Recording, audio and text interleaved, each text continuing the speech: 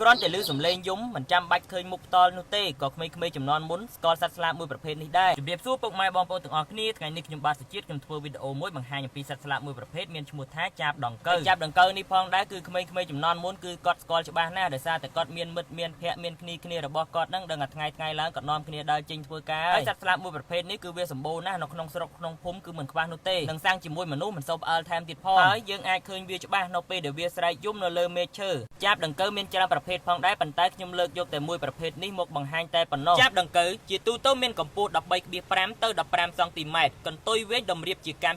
ផ្នែកខាងខ្នងពណ៌ត្នោតខ្ចីបំពង់កសដើមទ្រូងពណ៌លឿងខ្ចីនិងចិញ្ចើមសវែងទីជម្រកតំបន់ដីសើមគុំត្រែងស្មៅកំពតព្រៃល្បោះប្រឡាយវាលស្រែនិងចិត្តព្រៃកងកាងជីវសាស្ត្រធ្វើសម្បុករាងដូចពែងរបាយវត្តមានពេញមួយឆ្នាំជាប្រភេទរងគ្រោះតិចតួចរដូវបន្តពូជចាប់ពីខែមិនិនាដល់ខែតុលាពងចំនួន3ទៅ6គ្រាប់សត្វស្លាបមួយប្រភេទនេះគឺថាបងប្អូនទាំងអស់គ្នាប្រកាសជាជួបញឹកតែម្ដងនៅពេលដែលទៅស្រែទៅចំការអីហ្នឹងគឺថាជួបវាហើយវីដេអូនេះដែរក៏បានដល់ទីបញ្ចប់សូមអរគុណពុកម៉ែបងប្អូនទាំងអស់គ្នាសម្រាប់ការតាមដានទស្សនា